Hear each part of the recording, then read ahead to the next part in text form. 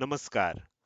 Share market Marathi या YouTube चॅनलवर आपल्या सर्वांचं हार्दिक स्वागत. आजच्या व्हिडिओमध्ये आपण निफ्टी, बँक निफ्टी आणि सेन्सेक्स या तीन इंडेक्समध्ये वीकली आणि डेली टाइम फ्रेममध्ये विश्लेषण करणार आहोत.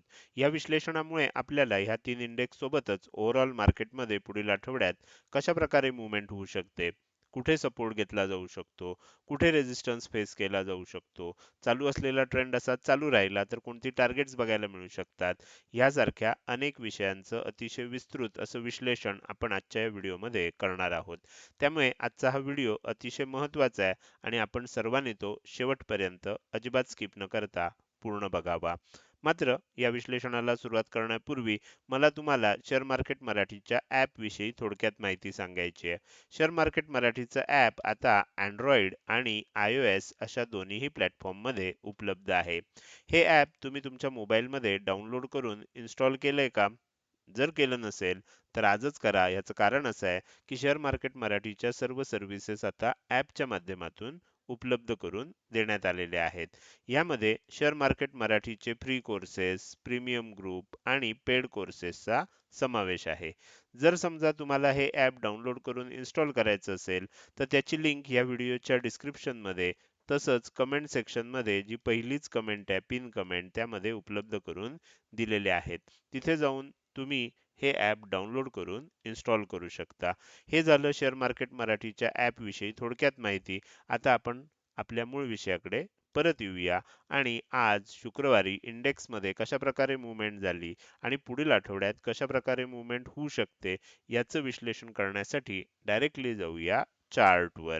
आणि इथे मी सगळ्यात पहिल्यांदा निफ्टी फिफ्टीचा 15 मिनिटाच्या टाइम फ्रेम मधला चार्ट ओपन करतोय.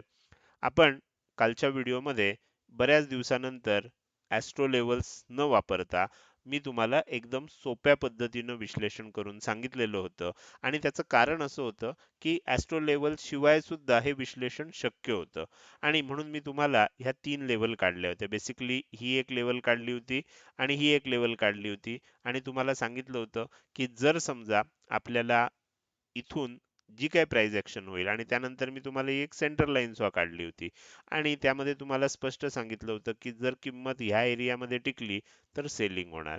किंमत जर वरच्या एरियामध्ये टिकली तर मग आपल्याला एक बाउन्स येऊ शकतो आणि हा जो डब्ल्यू पॅटर्न इथे बनत होता, ह्या डब्ल्यू पॅटर्नचं हे जे ब्रेकआउट झालेलं, हे ब्रेकआउट नंतर जे खाली आलं होतं, तर त्यानंतर पुन्हा एकदा आपल्याला तेजी होऊन आणखीन आपल्याला तेजी बघायला मिळाली असती.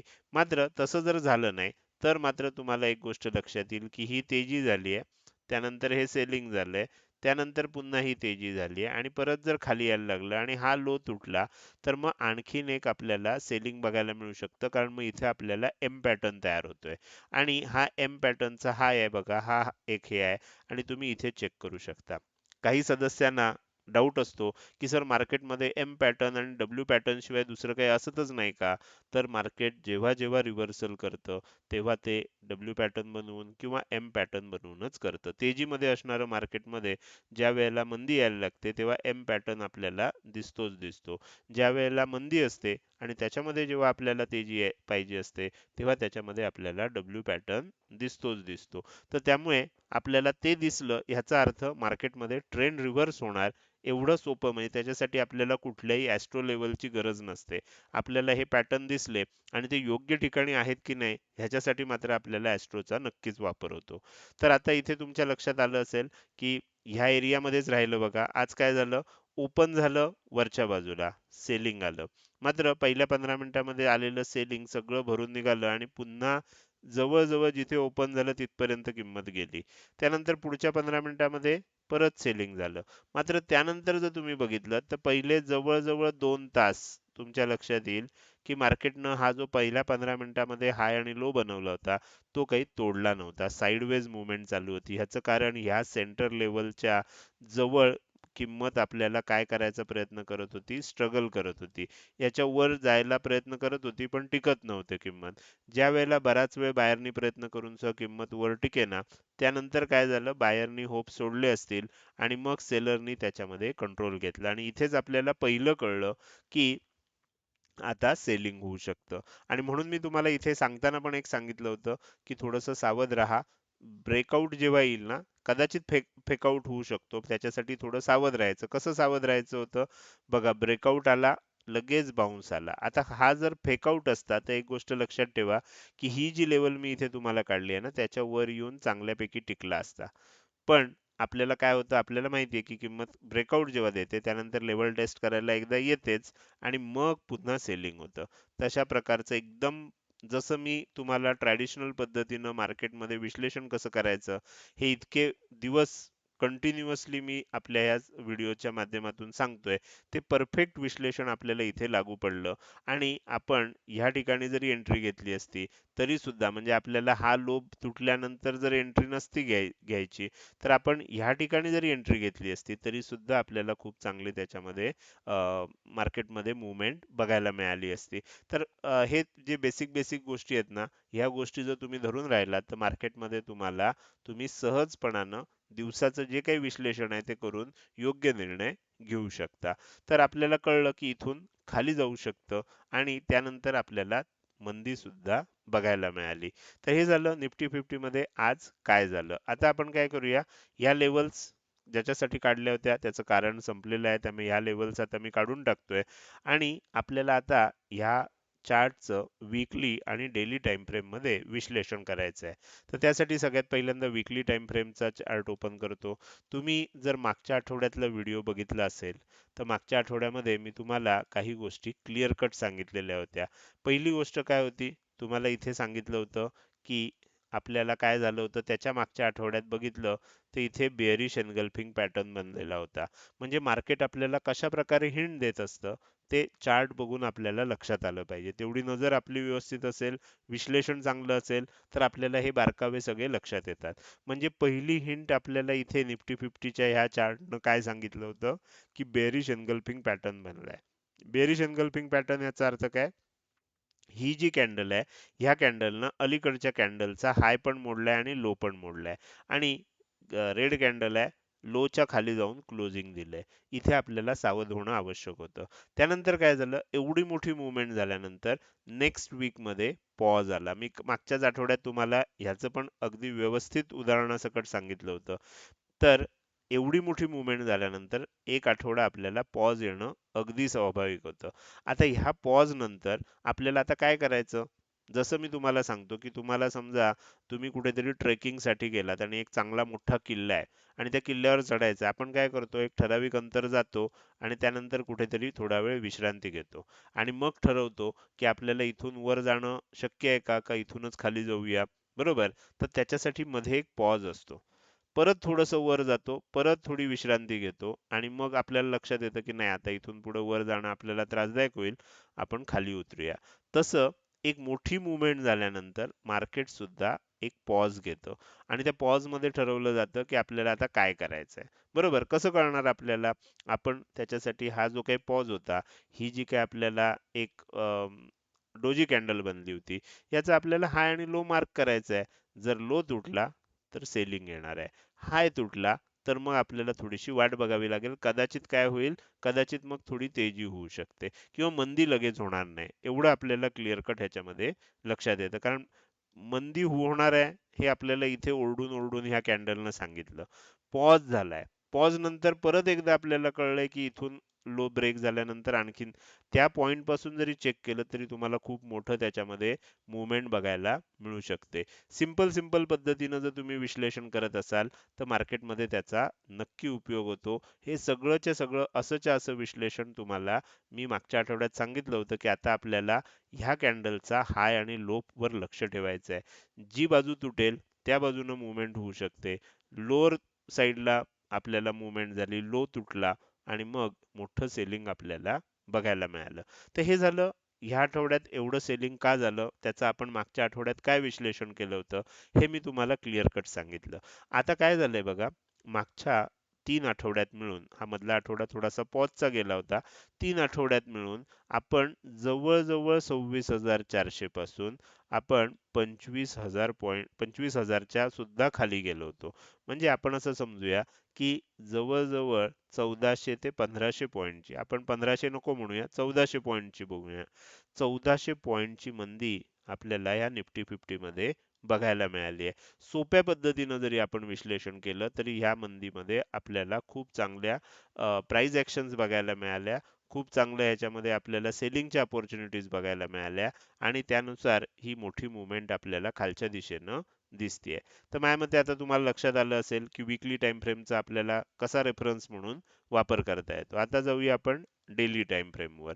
डेली टाइम फ्रेमवर आपल्याला काय दिसतंय बघा. जेव्हापासून सेलिंग स्टार्ट झालंय, अधेमध्ये अशी एखादी वेळ येते की एक छोटासा बाउन्स येतो, सेलिंग होतं. परत एक छोटासा बाउन्स येतो, सेलिंग होतं. परत एक छोटासा बाउन्स आला, सेलिंग होतंय. प्रत्येक वेळेला काय होतं बघा, प्रत्येक वेळेला आता इथे डब्ल्यू पॅटर्न बनत आला होता, पण हा हाय ब्रेक झाला नाही. त्यामुळे इथनं तेजीची एक संधी होती ती गेली आपल्याला. म्हणजे हे क्लिअर कट कळत असतं. जर तुम्ही चार्टवर सावकाश बारीकाईनं जर लक्ष ठेवलंत आणि त्याचं विश्लेषण करायचा प्रयत्न केला, तर बऱ्याच गोष्टी तुम्हाला दिसतात.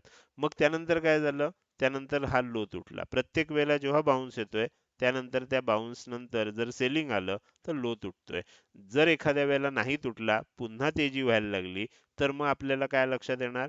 मग आपल्याला तिथेच रिव्हर्सल होण्याची शक्यता आहे. तर आत्ता सध्या काय दिसतंय? आत्ता सध्या आपल्याला असं दिसतंय, की आणखीन थोडंसं खाली जाऊ शकतं.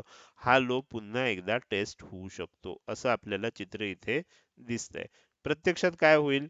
पुढच्या व्हिडिओमध्ये आपल्याला जास्त सोमवारसाठीचं विश्लेषण करायचं आहे. पण आत्ता तरी आपल्याला क्लिअर कट कसं दिसतंय, की ट्रेंड जो आहे हा डाउन ट्रेंड आहे. अजूनही आपल्याला ह्याच्यामध्ये कुठेही बदल झालेला दिसत नाहीये. कुठेही रिव्हर्सलची शक्यता दिसत नाहीये. रिव्हर्सल तेव्हाच होणार जेव्हा डब्ल्यू पॅटर्न बनणार. ओके. तो जोपर्यंत बनत नाही तोपर्यंत हे सेलिंग कंटिन्यू राहणार. हे आपल्याला इथे लक्षात ठेवायचं आहे. तर माझ्या मते निफ्टी फिफ्टीचं पूर्ण विश्लेषण आता तुमच्या लक्षात आलं असेल. आणखीन थोडंसं सेलिंग होणं बाकी आहे असं आपल्याला वीकली आणि डेली टाइम फ्रेम मधलं विश्लेषण बघितल्यावर लक्षात येते. कदाचित काय होईल, कदाचित आता सोमवारी सुट्टी आहे, मंगळवार आहे. मंगळवार वगैरे काय होईल, मंगळवार बुधवार थोडंसं खाली जाईल आणि मग गुरुवार शुक्रवार आपल्याला एक बाउन्स सुद्धा बघायला मिळेल. असं काहीतरी होण्याची शक्यता सुद्धा आपल्याला नाकारता येत नाही. पण आठवड्याची सुरुवात मंगळवारी थोडंसं आणखीन खाली जाऊन होऊ शकते. अशा प्रकारचे संकेत आपल्याला दिसायला लागलेत. त्यामुळे सुरुवातीला पुढच्या आठवड्याची सुरुवात ही सेलिंग पासूनच होऊ शकते, असं आता आपल्याला ह्या सर्व चार्ट बघितल्यावर लक्षात येते. आता आपण काय करूया, निफ्टीच्या या विश्लेषणानंतर आता आपण जाऊया बँक निफ्टीमध्ये. बँक निफ्टीमध्ये पण मी तुम्हाला ह्या 3 लेव्हल दिलेल्या होत्या. तुम्हाला आठवत असेल आणि मी सांगितलं होतं, की बँक निफ्टीमध्ये सुद्धा आपल्याला काय दिसतंय, ह्या लेव्हलच्या थोडंसं खालीच क्लोजिंग आलेलं दिसतंय. आज काय झालं, थोडंसं वर ओपन झालं, आणखीन वर जायचा प्रयत्न झाला, सेलिंग आलं. तुमच्या लक्षात येईल ह्या लेव्हलच्या वर कोणतीही कॅन्डल जाऊन क्लोज सुद्धा झाली नाही. त्यामुळे त्याचा हाय तुटण्याचा प्रश्नच आला नाही. परत तुम्हाला आणखीन एकदा इथे तुम्हाला लक्षात येईल, तुम्ही जर काळजीपूर्वक बघितलं तर इथे सुद्धा एम पॅटर्न तयार झाला आहे. जेव्हा जेव्हा आपल्याला सेलिंग मोठं येणार असतं, तेव्हा तेव्हा एम पॅटर्नच होतो आणि ह्या एम पॅटर्न नंतर तुम्ही बघू शकता एक खूप मोठं सेलिंग आपल्याला खालच्या बाजूला बघायला मिळालं. तर त्यामुळे हा एम पॅटर्न छोट्या टाइम फ्रेमवरचा आहे. मोठ्या टाइम फ्रेमवर तुम्हाला काय दिसतंय? मोठ्या टाइम फ्रेमवर सुद्धा तुम्हाला एम पॅटर्न दिसतोय बघा. ह्या पद्धतीनं तयार झालाय. इथे सुद्धा आपल्याला हा लो ब्रेक झालाय. त्यामुळे आणखीन थोडंसं खाली जाणं आपल्याला अपेक्षित आहे. पहिल्यांदा काय होईल? हा लो टेस्ट होईल. त्या लोच्या खाली टिकलं तर आणखीन थोडंसं सेलिंग कंटिन्यू होऊ शकतं. अशा प्रकारचं चित्र आता आपल्याला इथे दिसायला लागलेलं आहे. जसं सांगितलं होतं, खालच्या भागात जर टिकलं तर सेलिंगच होणार. वरच्या भागात टिकलं तर एक बाउन्स होण्याची शक्यता आहे. असं मी कालच्याच व्हिडिओमध्ये विश्लेषणामध्ये सोप्या भाषेत तुम्हाला सांगितलेलं होतं, जे आज होताना आपल्याला बघायला मिळालं. तर हे झालं निफ्टी फिफ्टी बँक निफ्टीमध्ये कशा प्रकारे आज मुवमेंट झाली.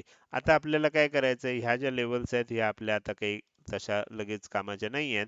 तर त्याच्यामुळे आपल्याला हे पुढचं विश्लेषण लक्षात आलेलं आहे. तर त्यामुळे आता त्या लेवल्स मी काढून टाकतोय आणि बँक निफ्टीचा चार्ट जो आहे हा वीकली टाइम फ्रेम मध्ये ओपन करतोय. वीकली टाइम फ्रेम मध्ये ओपन केल्यानंतर तुम्हाला मला इथे एक सांगायची आहे गोष्ट.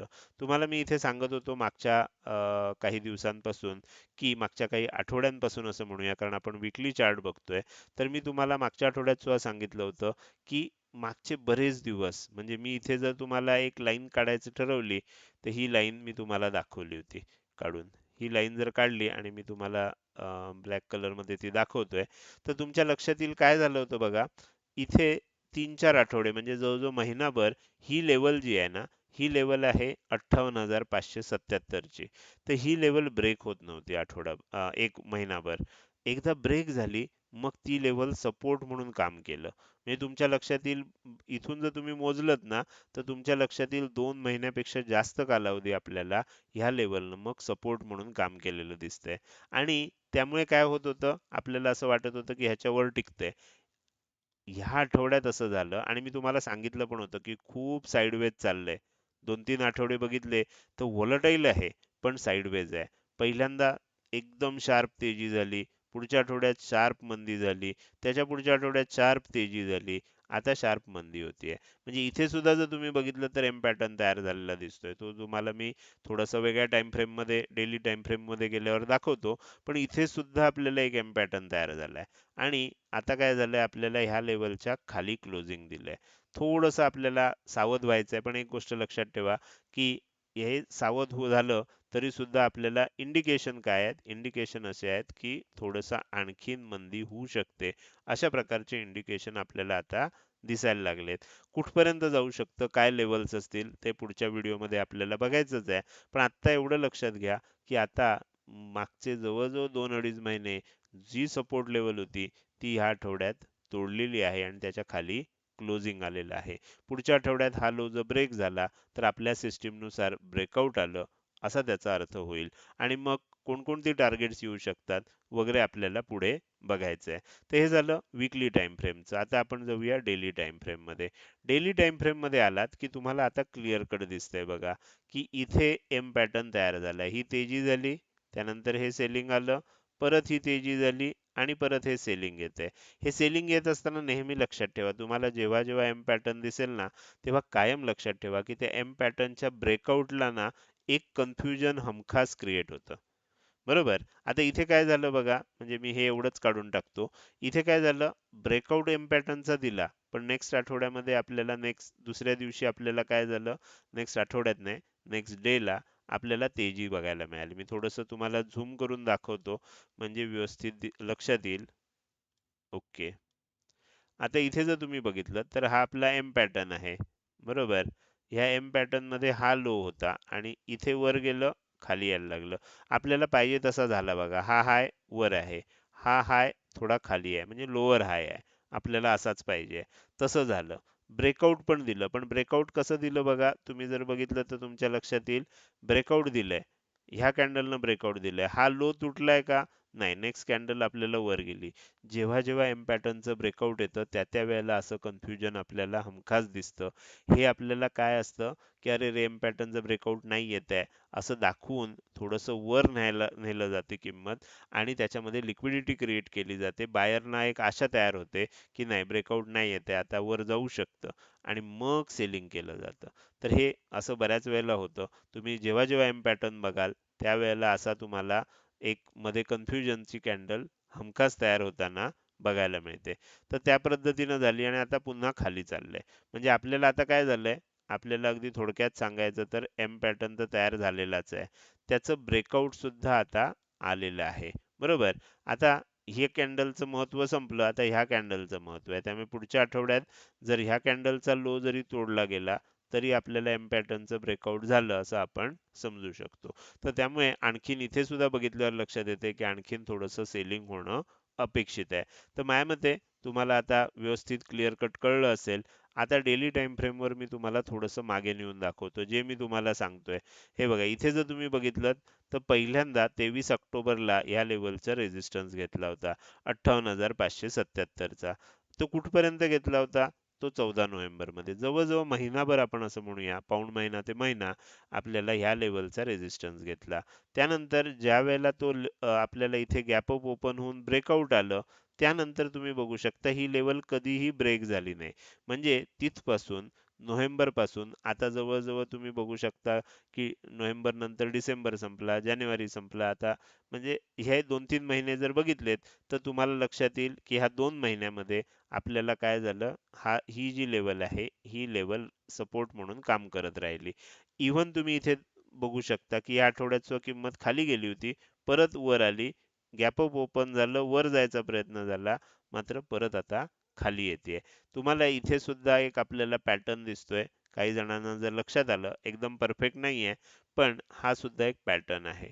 ह्या पॅटर्नला काय म्हणतात हे जर लक्षात आलं कुणाच्या, तर त्यांनी अवश्य सांगा. आपल्या कॉम्बो कोर्सच्या सदस्यांना नक्की लक्षात येईल की ह्या 3 कॅन्डल मिळून आपल्याला एक पॅटर्न तयार झालाय. हा खरं म्हणजे टॉपला बनतो आणि त्याच्यानंतर काय होतं ते तुम्ही मला कमेंटमध्ये सांगायचं आहे.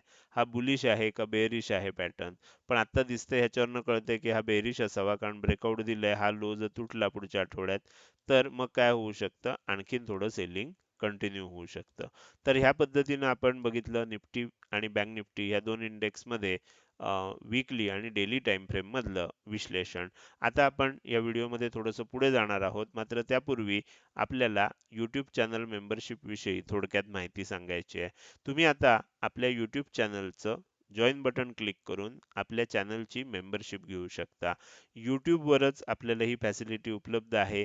जॉइन बटनला क्लिक केल्यानंतर तिथे तुम्हाला 4 पर्याय दिसतील. पहिला असेल ब्रॉन्झ, दुसरा असेल सिल्वर, तिसरा असेल गोल्ड आणि चौथा असेल प्लॅटिनम. या 4 पैकी तुम्ही कोणत्याही प्रकारची मेंबरशिप घेऊ शकता. प्रत्येक मेंबरशिपमध्ये तुम्हाला काही फॅसिलिटीज असतील.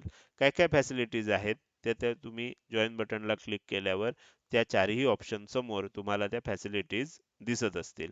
तुम्ही कोणत्याही प्रकारचं जर मेंबरशिप घेतलीत तर त्यानंतर त्या फॅसिलिटीज तुम्हाला YouTube वरच ऑन होणार आहेत. इथे मेंबरशिप तुम्हाला YouTube वर घ्यायची आहे. त्यासाठी तुम्हाला माझ्याशी संपर्क साधण्याची गरज नाहीये. YouTube वरच जिथे आपलं सबस्क्राईब बटन असतं त्याच्या शेजारीच आपल्या चॅनलच्या सबस्क्राईब बटनच्या शेजारी तुम्हाला जॉइन बटन दिसणार आहे. त्या जॉइन बटनवर क्लिक केलं की वरील सर्व ऑप्शन तुम्हाला दिसू शकतात.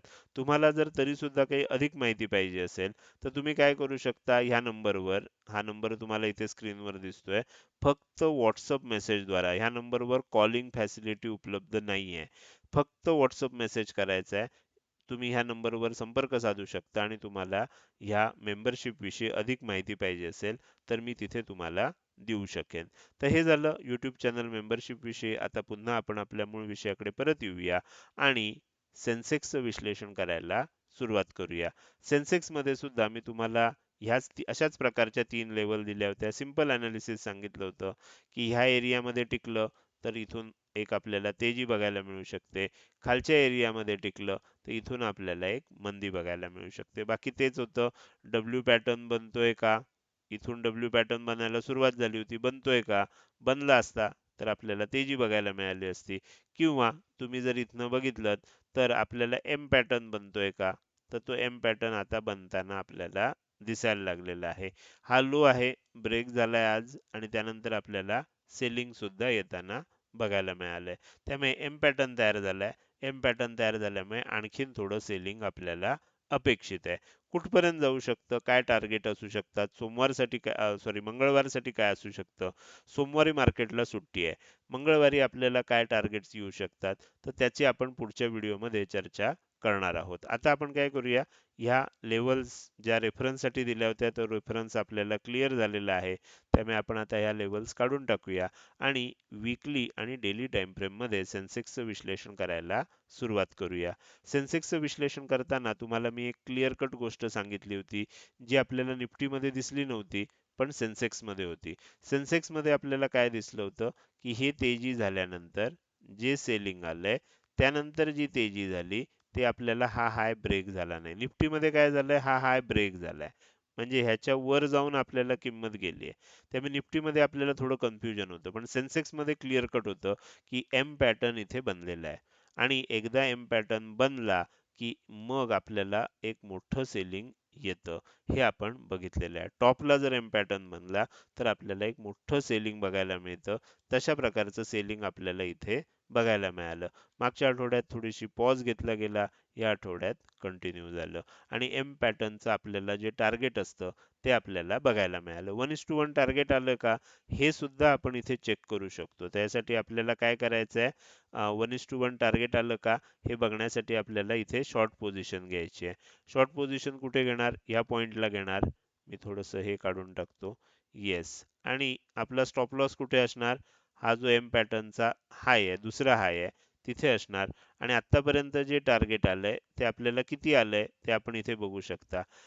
आपल्याला टार्गेट जे आलंय रिस्क रिवॉर्ड रेशो आपल्याला 1:1.75 म्हणजे जवळजवळ आपण असं म्हणू शकतो जवळजवळ हा, 1 पॉईंट पावणे 2च आहे पण 1:2 चं टार्गेट आपल्याला जवळपास आलेलं आहे असं आपण म्हणू शकतो. पूर्ण आलेलं नाहीये.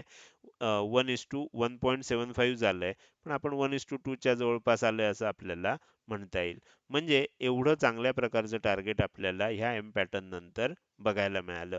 सोप्या पद्धतीनं जरी विश्लेषण केलं आणि हे विश्लेषण मी सांगितलं होतं. फक्त मार्केटमध्ये आपल्याला काय लागतं? पेशन्स लागतो. तुम्हाला असं वाटेल की आज व्हिडिओ बघितला आणि उद्या मला भरपूर प्रॉफिट झालं असं होणार नाही. आपल्याला वाट बघावी लागते.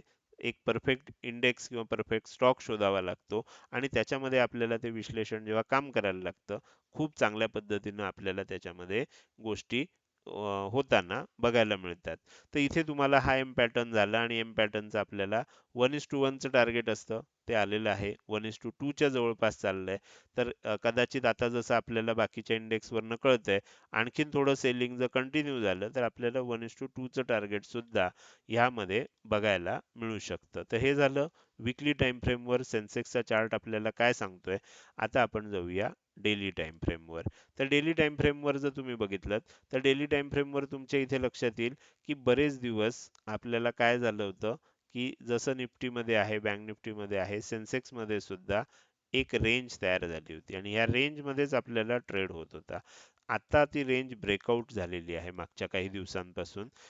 ब्रेकआउट झाल्यानंतर लेवल टेस्ट करायला ती आलेली आहे. हे मी नेहमी सांगतो.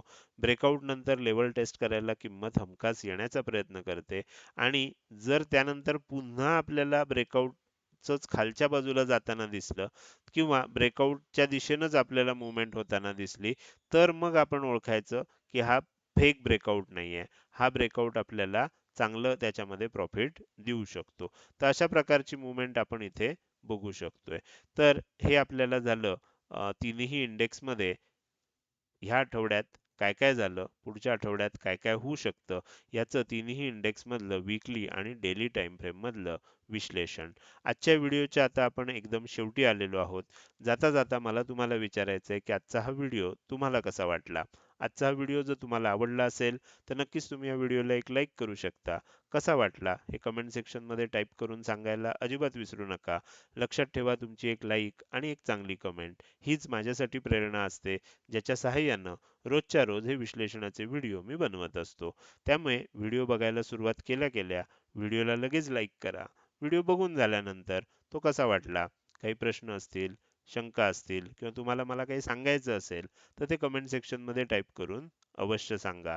त्याचसोबत आजचा हा व्हिडिओ तुम्ही अजूनपर्यंत बघताय आणि अजूनही जर तुम्ही शेअर मार्केट मराठी आपल्या YouTube चॅनलला सबस्क्राईब केलं नसेल, तर कृपया सबस्क्राईब करा आणि शेजारी असणाऱ्या बेल आयकॉनला क्लिक करून ऑल असं नोटिफिकेशन निवडा. म्हणजे इथून पुढे रोजच्या रोज येणारे हे विश्लेषणाचे व्हिडिओ मी अपलोड केल्या केल्या तुम्हाला विनाविलंब बघता येतील. आजच्या व्हिडिओमध्ये इथेच मी आपली रजा घेतोय. धन्यवाद.